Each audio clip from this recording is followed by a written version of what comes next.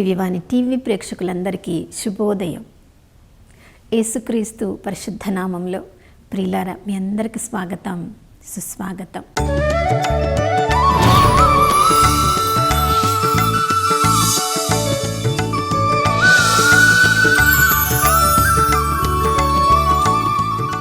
గడిచిన దినమంతా కాపాడిన దేవునికి పూర్ణ హృదయంతో, పూర్ణ ఆత్మతో, పూర్ణ శక్తితో వందనాలు తెలియచేద్దాం.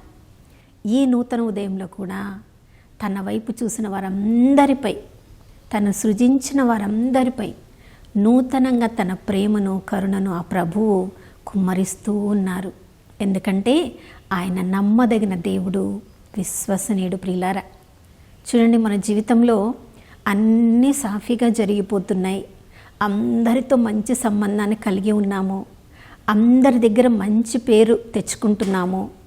మన వల్ల ఎవరికి ఏ సమస్య లేదు అని జీవితము బాగా ఉంది, ఆనందంగా ఉంది అని మనము సంతోషించే రోజులలో సడన్గా అకస్మాత్తుగా ఏదో జరుగుతుంది. ఆ ఒక్క కారణం వల్ల అప్పటి వరకు ఎంతో సంతోషంతో, సమాధానంతో ఉన్న మన జీవితము, మన కుటుంబము ఒక్కసారిగా పూర్తిగా తలక్రిందులైనట్లుగా మనకు అనుభవిస్తుంది. ప్రియులారా, మనందరి జీవితంలో కూడా ఇలాంటి అనుభవాన్ని మనం కలిగి ఉంటాం. చూడండి, లూకా సువార్త 15వ అధ్యాయంలో మనం పెద్ద కుమారుని జీవితాన్ని గురించి మనం ధ్యానిస్తున్నప్పుడు, తండ్రి తోటే జీవిస్తున్నాడు, తండ్రి భద్రతలోనే ఉన్నాడు, తండ్రి గృహములోనే ఉన్నాడు, కానీ తండ్రితో ఏ సంబంధము లేదు. ఒక పనివాడిగా తనని తాను చూసుకుంటున్నాడు. నీ ఆజ్ఞలన్నీ పాటిస్తున్నాను కదా, ఏ ఆజ్ఞలు మీరలేను కదా, నువ్వు చెప్పిన పనులన్నీ చేస్తున్నాను కదా. ప్రియులారా, ఒక కుమారుడిగా తండ్రితో అతడు ఆధ్యాత్మిక సంబంధం కలిగి లేడు, కానీ ఒక కుమారుడిగా నేను అతడికి జన్మించాను కదా అని శారీరక సంబంధంలో జీవిస్తూ ఇక అదే జీవితము అన్నట్లుగా అతని జీవితం సాగిపోతూ ఉంది. మనందరి జీవితంలో కూడా ఆధ్యాత్మికంగా పరలోకపు తండ్రి యొక్క ప్రేమ ద్వారా సృజింపబడిన మనము ఆధ్యాత్మికంగా ప్రేమలో ప్రభువుతో మనము సంబంధంలో లేనప్పుడు కేవలము నామమాత్రంగా క్రైస్తవులంగా యేసుప్రభు చూపించిన మార్గంలో నడిచే వాళ్ళంగా మనల్ని మనం చూసుకుంటాము. మనల్ని చూసిన వాళ్ళందరూ కూడా చూస్తూ ఉన్నారు. చూడండి, తండ్రితో మాత్రమే అలాంటి సంబంధము ఈ పెద్ద కుమారుడు కలిగి లేడు. తన యొక్క చిన్న తమ్ముడితో కూడా అలాంటి సంబంధాన్ని కలిగి ఉన్నాడు. చిన్న తమ్ముడు ఎప్పుడైతే తండ్రి నా ఆస్తి నాకివ్వు, నేను దూరంగా వెళ్ళిపోయి జీవిస్తానన్నప్పుడు చిన్నవాడు తమ్ముడికి లోకజ్ఞానం తెలియదు. వీడు పెద్దవాడు కదా, అన్నయ్య కదా, ఇతనైనా తన తమ్ముడితో కలిసి మాట్లాడి ఉండాల్సింది, తమ్ముడికి సర్ది చెప్పి ఉండాల్సింది. ఇది మన జీవితము, దేవుని సొంతము, మన ప్రాణాత్మ శరీరములు మనము దేవునికి చెందిన వాళ్ళము అని జ్ఞానం అతనికి, తమ్ముడికి బోధించి ఉండవలసింది. కానీ అటు తండ్రితో మంచి సంబంధం లేదు, తన తమ్ముడితో మంచి సంబంధం లేదు. ఏదో ఆ తండ్రి గృహములో జీవిస్తున్నాడు, ఒక సేవకుడిలాగా, బాహ్యంగా అయితే కుమారుడిలాగా జీవిస్తున్నాడు, కానీ అంతరంగంగా తన తండ్రి గృహములో తన్ను తాను ఎలా భావిస్తున్నాడంటే, ఒక సేవకుడు లాగానే ఆజ్ఞలన్నీ నేను పాటిస్తున్నాను, ఏది మీరడం లేదు, నువ్వు చెప్పిన పనులన్నీ కూడా చేస్తున్నాను. సేవకులు కూడా చెప్పిన పనులన్నీ చేస్తారు కదా. పెద్ద కుమారుడు అయ్యుండి కూడా చూడండి అతని మనస్తత్వము ఎలా ఉందో. ప్రియులారా, చిన్న కుమారుడైతే తన ప్రాణాత్మ శరీరంలోని ఆస్తిని తీసుకొని వెళ్ళిపోయాడు, అన్ని వ్యసనాలలో బంధింపబడ్డాడు, ఆలోచించే జ్ఞానాన్ని కూడా కోల్పోయాడు, చివరికి తను ఎవరో కూడా మరచిపోయాడు. ఒక పందుల యజమానికి తన్ను తాను అమ్మి వేసుకున్నాడు. ఆ పందుల పొట్టు కూడా దొరకని పరిస్థితికి అతడు చేరుకున్నాడు. అతడు తండ్రి నుంచి దూరంగా వెళ్ళిపోయాడు కాబట్టి అలాంటి పరిస్థితి ఏర్పడిందేమో అని అనుకోవచ్చు. కానీ పెద్ద కుమారుడు తండ్రితోటే ఉన్నాడు, తండ్రి గృహములోనే ఉన్నాడు. కానీ చూడండి, చిన్న కుమారుడు తిరిగి తండ్రి దగ్గరకు వచ్చినప్పుడు ఇంటిలో అంత పండగ వాతావరణం ఉన్నప్పుడు చూడండి, మనము మన ఇంటిలోంచి బయటికి వెళ్ళినప్పుడు, మనం తిరిగి వచ్చినప్పుడు ఆ మధ్య మనం వెళ్ళినప్పటి నుంచి లోపలికి వచ్చే వరకు ఇంట్లో ఏమేమి జరుగుతున్నాయి అన్నీ మనకు తెలియాలని ఉంటుందా? ఎవరైనా తెలియపరిచే వాళ్ళు ఉంటారా? తండ్రికి తెలిసినవన్నీ పెద్ద కుమారుడిగా నాకు తెలియాలి అని ఈ పెద్ద కుమారుడు చూడండి, పని నుంచి ఇంటికి వచ్చినప్పుడు ఇంటి దగ్గర పండగ వాతావరణం కనిపిస్తుంది. తన ఇంటిలో నుంచి సంగీతం ఏదో వినిపిస్తున్నప్పుడు మామూలుగా అయితే ఏమి చేయాలి? ఏంటి సంగీతము, ఏంటి మా ఇంట్లో పండుగ, ఏమి జరుగుతుందని గబగబా ఇంటిలోనికి వెళ్ళి తండ్రిని అడగాలి, ఏమి జరుగుతుంది. అక్కడ చూడగానే అక్కడ జరుగుతున్న పరిస్థితి ఎవరిని అడగకుండానే తనకి తెలిసిపోతుంది. తమ్ముడు కనిపిస్తున్నాడు, తండ్రి సంతోషంగా ఉన్నాడు, అక్కడ పండుగ వాతావరణం ఉంది. అతనిలో తను కూడా ఆ పండుగ వాతావరణంలో అతడు ఒక భాగమైపోయి ఉండాలి. కానీ పెద్ద కుమారుడు చూడండి, తండ్రి పండుగ ఏర్పాటు చేస్తున్నాడని తనకు చెప్పలేదని, తమ్ముడు తిరిగి వచ్చాడని తనకు చెప్పలేదని, పండగ ఏర్పాటు చేస్తున్నాను నీవు కూడా పండగరా అని తనను పిలువలేదని, ఇంకా ఏమేమి ఆలోచనలు తన లోపల పెట్టుకున్నాడో. సంగీతం వినపడినప్పటికీ అది తన ఇల్లు, తను సంతోషంగా లోపలికి రావచ్చు, ఎప్పుడంటే అప్పుడు లోపలికి రావచ్చు, ఎప్పుడంటే అప్పుడు బయటికి వెళ్ళిపోవచ్చు. అవన్నీ మర్చిపోయి అదొక కొత్త స్థలములాగా, తను ఆ గృహానికి చెందిన వాడిలాగా మరచిపోయి తనే బయట నిలబడి ఒక సేవకుని పిలిచి, ఏంటి ఈ సంగీత ధ్వని, ఏంటి పండగ వాతావరణం? ప్రియులారా, మన ఇంటి గురించి మన సొంత కుటుంబ సభ్యుల నుంచి ఎవరినో అడిగి తెలుసుకోవడం ఎంత భయంకరమైన పరిస్థితి. అంటే ఒక కుటుంబ సభ్యులంగా ఎలాంటి సంబంధ బాంధవ్యాలను మనం కలిగి ఉన్నాం? ప్రియులారా, ఇక్కడ ఈ పెద్ద కుమారుడు మన మనస్సులోని ఒక భాగం. చూడండి, చిన్న కుమారుడు వాడు తప్పిపోయాడు అంటే జ్ఞానముతో ఆలోచించే ఆలోచన శక్తిని మనం కోల్పోయినప్పుడు, తిరిగి దేవుడు మనకి కనువిప్పు కలిగించినప్పుడు, తిరిగి మన జీవితం గురించి మనం ఆలోచించుకుంటున్నప్పుడు, ఆ జ్ఞాపక శక్తి ఆలోచన విధానాన్ని తిరిగి పొందినప్పుడు, ఆ సంతోషంలో పాల్గొనవలసిన మన భావోద్రేకాలు, మన బ్రతుకు తెరువు అనే రెప్టైల్ బ్రెయిన్, మమ్మేలియన్ బ్రెయిన్స్ అప్పుడు అవి మేము ఎందుకు కలిసి ఉండాలి, ఈ పండుగలో మేమెందుకు పాల్గొనాలి అని ఆ భావోద్రేకాలే ఈ పెద్ద కుమారుడిలాగా తమ యొక్క ప్రభావాన్ని చూపిస్తున్నాయి. చూడండి, ఇంటి లోపలికి వెళ్ళవలసిన వాడు బయటనే ఆగిపోయి ఇంటి లోపల ఉన్న తండ్రిని కూడా బయటికి వచ్చేలా చేస్తున్నాడు. మనలో ఉన్న కోపము, క్రోధము, పగ, కక్ష అనే భావోద్రేకాలు మనం అందరితో కలిసి ఉండకుండా మనల్ని వేరు చేసినప్పుడు, ఆ కుటుంబంలో ఉన్న తండ్రి బయటికి వచ్చినట్లుగా ఆ కుటుంబంలో మనలో ఉన్న ప్రేమ, దయ, జాలి అనేవి కూడా మనల్ని ఎవ్వరూ అర్థం చేసుకోవట్లేరని దూరంగా వెళ్ళిపోతాయి. ప్రియులారా, ఆ పెద్ద కుమారుడు తండ్రి గృహం నుంచి బయటికి వచ్చి తండ్రితో తన గొప్పతనం గురించి చెప్తున్నాడు. వాడు అన్నీ పాడు చేసి వచ్చాడు, ఆస్తి అంతా కూడా కరగదీసేశాడు, తిరిగి అంతా పోగొట్టుకొని ఎంత చెడ్డ పేరుతో తిరిగి వచ్చాడు. కానీ నేను మాత్రము నువ్వు చెప్పిన పనులన్నీ చేస్తున్నాను అంటే. చూడండి, మనము ఇతరులతో పోల్చుకున్నప్పుడు ఎప్పుడు కూడా మనల్లో ఉన్న గుణాలను పెద్దగా చెప్పుకుంటాం, మనలో ఉన్న గుణాలను గొప్పగా చెప్పుకుంటాం. ఇతరులను ఎప్పుడు కూడా మనకంటే తక్కువ చేసి చూపిస్తాం. ఇక్కడ చిన్న కుమారుడు తన నోరు తెరిచి తన గురించి ఒక్క మాట చెప్పడం లేదు. తండ్రితో చెప్పడానికి ప్రయత్నిస్తున్నాడు, తండ్రి వినే పరిస్థితిలో లేడు. తన ప్రేమనంతా కుమ్మరిస్తున్నాడు.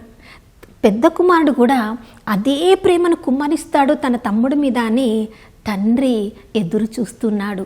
తండ్రి వల్లే తన తమ్ముడిని అర్థం చేసుకోకపోగా ఇంకా అతని మీద నేరారోపణ చేస్తున్నాడు. అతడు అన్ని పోగొట్టుకొని తిరిగి వచ్చినప్పుడు నువ్వు మంచి కోడెదూడని చూసి అతని కోసం వధించి పండగ చేస్తున్నావు. నువ్వు చెప్పిన పనులన్నీ చేసి నీ దగ్గర ఉంటే కూడా నా స్నేహితులతో నేను పండుగ చేసుకోవడానికి ఒక మేక పిల్లను కూడా నువ్వెప్పుడు నాకు ఇవ్వలేదు. ప్రియులారా చూడండి, ఈ దేవుడు తన ప్రేమను తప్పిపోయిన వారి మీద చూపిస్తూ ఉన్నప్పుడు కొన్నిసార్లు మనం కూడా ప్రతిరోజు దేవాలయానికి వస్తున్నాం, దేవాలయంలోనే ఉన్నత స్థితిలో ఉన్నామేమో, మంచి పదవులను కలిగి ఉన్నామేమో, మంచి నేర్పరితనాన్ని కలిగి ఉన్నామేమో, ఒక మ్యూజిషియన్గా ఉన్నామేమో, ఒక సింగర్గా ఉన్నామేమో, ఒక కౌన్సిల్ మెంబర్గా ఉన్నామేమో, లేకపోతే ఆ గుడిలో అన్ని యొక్క బాధ్యతను నెరవేర్చే వారిలాగా గుడి పెద్దగా ఉన్నామేమో. కానీ తప్పిపోయిన ఎంతోమంది తిరిగి వచ్చినప్పుడు పెద్ద కుమారుడిలాగా వాళ్ళని నీచంగా చూస్తున్నామా? తండ్రి, పరలోకపు తండ్రి వాళ్ళని చూసి పండగ చేస్తున్నప్పుడు ఇలాంటి పండుగలు అవసరమా? మేము నమ్మకంగా ఉన్నాం, మేము ఆజ్ఞలను పాటిస్తున్నాం, మేము ప్రతిరోజు గుడికి వస్తున్నాం, మేము ఈ గుడిలో అన్ని పని చేస్తున్నాం, మమ్మల్ని గురించి పండగ చేయాలి, ఎప్పుడు మమ్మల్ని మా పేరు గొప్పగా చెప్పలేదు. కానీ తప్పిపోయిన కుమారుడు తిరిగి వస్తే ఇంత పెద్దగా పండగ చేస్తున్నారని వాళ్ళతో మనం పోల్చుకుంటున్నామా? తండ్రి చేసే పండుగను మనం తక్కువ చేస్తున్నామా? ఆ పండుగలో పాల్గొనకుండా మనల్ని మనమే దూరం చేసుకుంటున్నామా? నా ప్రియ సహోదరుడా, సహోదరి, మన కుటుంబంలో కావచ్చు, మనమే కావచ్చు, తప్పిపోయిన కుమారుడిలాగా ఎక్కడెక్కడో తిరిగి వచ్చి దేవుడు మనకిచ్చిన ఈ ప్రాణ, ఆత్మ, శరీరం అనే ఆస్తిని మన ఇష్టం వచ్చినట్లుగా మన వ్యసనాలతో దానిని నింపి ఈ లోక ప్రకారము ఎంత మురికి దుష్ట జీవితాన్ని మనం జీవించాలో అంతగా జీవించినప్పటికీ కనువిప్పు కలిగి తిరిగి వచ్చినప్పుడు చిన్న కుమారుని ఆదరించిన తండ్రి ప్రేమను పెద్ద కుమారుడు అర్థం చేసుకోలేకపోయాడు. నా ప్రియ సహోదరుడా, సహోదరి, మనందరి జీవితంలో ఏదో ఒక స్థానంలో మనం ఉంటాం. చిన్న కుమారుడి లాగానే ఉన్నామేమో, లేదా పెద్ద కుమారుడి లాగా ఉన్నామేమో.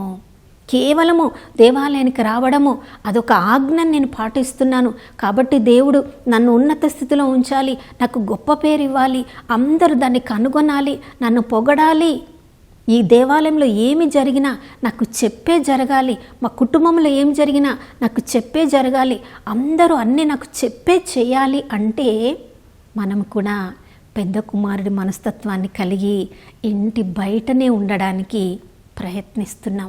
ప్రియులారా, ఆ పెద్ద కుమారుడు ఇంటి బయట ఉన్నాడు కాబట్టి తండ్రి పండుగను ఆపివేశారా?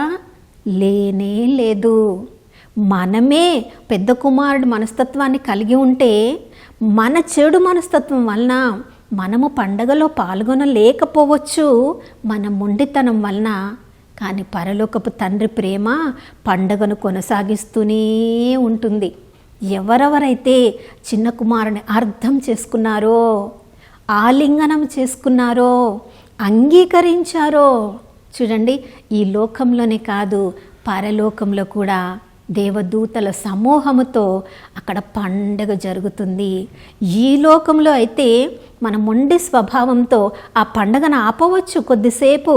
అతను మొండి చేస్తున్నప్పుడు తండ్రితో వాగ్వివాదానికి దిగినప్పుడు అక్కడ పండగ వాతావరణం కొద్దిసేపు ఆగిపోయి ఉండొచ్చు, కానీ మరలా ఆరంభమైపోయింది.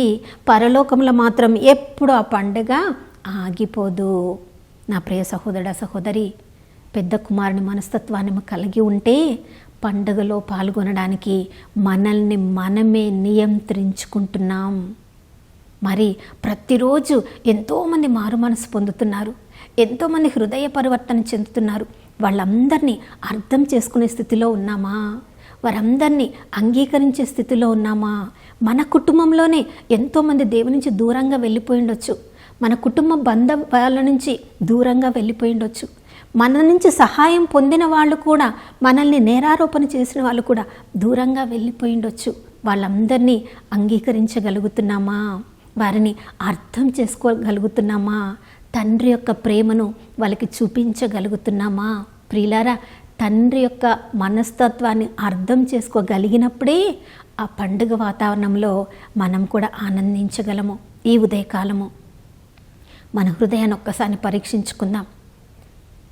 99 హృదయ పరివర్తన లేని, అవసరం లేని ఈ లోకంలో తమను తాము నీతిమంతులంగా భావించుకునే ఆ పెద్ద కుమారుని కంటే హృదయ పరివర్తన చెందిన తప్పిపోయిన ఒక్క కుమారుడు, ఒక్క గొర్రెను ఆ గొర్రెల కాపరి చూసుకున్నప్పుడు భుజముల వేసుకొని పండుగ చేసుకుంటూ ఇంటికి వస్తాడు. ఆ పరలోకపు తండ్రి, ఆ మంచి కాపరి నిన్ను నన్ను చూసుకొని భుజముల మీద మోసుకోవడానికి ఆయన ఆనందిస్తూ ఉన్నారా, సంతోషిస్తూ ఉన్నారా? ఒక్కసారి ఆ గొర్రెల కాపరి యొక్క భుజం మీదికి మనం చేరామంటే ఇక మనల్ని మనము పూర్తిగా ఆ భుజముల మీద అనే బలిపీఠం మీద మనల్ని మనం సమర్పించుకున్నట్లు. ఇక మనదంటూ ఏమీ లేదు. మన కోరికలు, మన ఆశలు, మన ఆలోచనలు ఇక ఏమి కూడా మన సొంతది లేదు. తండ్రి భుజం మీద ఉన్నామంటే, ఆ భుజం అనే బలిపీఠం ఉన్నామంటే జీవించినది నేను కాదు, క్రీస్తే నాలో జీవిస్తున్నాడని అర్థం. బలిపీఠం మీద ఎక్కడానికి సిద్ధపడుతున్నామా? యేసు ప్రభు 2025 సంవత్సరముల క్రితమే ఏ పాపశాపం ఎరుగనప్పటికీ నీ కోసం, నా కోసం సిలువ అనే బలిపీఠం మీద ఎక్కి మనందరి నిమిత్తం, మనకంటే ఆధ్యాత్మికంగా తక్కువ ఉన్న వాళ్ళని మనం పెద్ద కుమారుడిలాగా ప్రవర్తిస్తూ వాళ్ళని చులకన చేసినప్పుడు, తండ్రిని ప్రేమను అర్థం చేసుకోలేనప్పుడు ఆయన సిలువ మీద మన కోసం ప్రార్థించారు. తండ్రి, వీరేం చేస్తున్నారో వీరు తెలియక చేస్తున్నారని. నా ప్రియ సహోదర సహోదరి, ఈ ఉదయకాలంలో పెద్ద కుమారుడి మనస్తత్వాన్ని మనం కలిగి ఉంటే మోసపోయేది మనమే, నష్టపోయేది మనమే, పరలోకాన్ని కోల్పోయేది మనమే, తండ్రి ప్రేమను కోల్పోయేది మనము. అందుకు దేవుడు ఆనందించడు. అందుకు కాదు దేవుడు మనకు ప్రాణ, ఆత్మ, శరీరం అనే ఈ యొక్క గొప్ప ఆస్తిని ఈ లోకంలో మనకు అనుగ్రహించింది. కాబట్టి ఈ ఉదయకాలంలో మన జీవితాలను పరీక్షించుకుందాం. మనము కూడా ఇతరులను అర్థం చేసుకోలేక, అంగీకరించలేక, మనమే దేవుడు చెప్పిన ఆజ్ఞలన్నిటి ప్రకారం జీవిస్తున్నాం కాబట్టి ఆ ఆజ్ఞలను పాటించడమే ముఖ్యం, కరుణ, జాలి చూపించడం తర్వాత అని పండుగలో పాల్గొనకుండా మొండి వైఖరిని కలిగి ఉన్నామేమో. మనలోని రాతి గుండెను తొలగించి మాంసపు హృదయాన్ని అనుగ్రహించమని ప్రార్థించుకుందాం. నాతో కలిసి ప్రార్థించండి. పరిశుద్ధమైన దేవానికి స్తోత్రములు తండ్రి. నీ ప్రేమ సత్యమైనది, నిత్యమైనది, అమోఘమైనది. పరలోకపు తండ్రి, అయ్యా, మీలాంటి హృదయాన్ని మేము కలిగి ఉంటే అందరినీ మేము అర్థం చేసుకోగలం, అందరినీ అంగీకరించగలం, అందరి గురించి ఆలోచించగలం, అందరినీ కూడా ఐక్యపరచగలం. యేసయ్య, సిలువ మీద మీరు ఎక్కినప్పుడు నాయనా, నిన్ను బాధ పెట్టిన వాళ్ళని, నిన్ను అవమానించిన వాళ్ళ తరపున కూడా మీరు ప్రార్థన చేశారు. అక్కడ ఎంతోమంది పెద్ద కుమారుల్లాగా, చిన్న కుమారులాగా ఉన్న స్వభావం లాంటి వారు ఉన్నప్పటికీ, అందరి స్వభావాన్ని మీరు ఎరిగి ఉన్నప్పటికీ కూడా తండ్రి, వీరేం చేస్తున్నారో ఎరుగక చేస్తున్నారు. వీరందరి ఆత్మలు నీలో ఐక్యం కావడమే నేను పెద్దగా పండుగ చేసుకుంటాను అని తనను తాను బలిగా అర్పించుకున్నారు. యేసయ్య, అలాంటి హృదయాన్ని మాకు ఈ ఉదయకాలంలో అనుగ్రహించండి. అయ్యా, ఎవరికంటే మేము ఎక్కువ కాదని, మాలో ఏదైనా ఒక గొప్పతనం ఉందంటే అది కేవలము నీవు ఇచ్చిన దానమని తండ్రి అందరినీ అర్థం చేసుకున్నట్లుగా మేము కూడా అందరినీ ఆత్మీయతలో అర్థం చేసుకొని, ఆత్మీయతలో అందరికీ ప్రేమను పంచే పెద్ద కుమారుడిలాగా మేము ఉండడానికి మాకు మంచి మనసును అనుగ్రహించమని యేసయ్య పరిశుద్ధ నామంలో అడిగి వేడుకొనిచున్నాము తండ్రి. ఆమేన్. అవును ప్రియులారా, చిన్న కుమారుడు దూర దేశంకి వెళ్ళి అంతై కోల్పోయాడు. పెద్ద కుమారుడు తండ్రి గృహములో ఉండవలసిన వాడు తనంతట తనే బయట నిలబడి అన్నీ కోల్పోయాడు. ఎవరిలాగా మనమున్నాం. పండగలో పాల్గొనాలంటే మన బాహ్య జీవితము మనది మనం అర్థం చేసుకొని, పరిశుద్ధాత్మ దేవుడు మన హృదయంలో మాట్లాడుతున్నట్లుగా అంతరంగంలో మార్పు కలిగినప్పుడు ఈ లోకంలో పండుగ, పరలోకంలో కూడా గొప్ప పండుగ.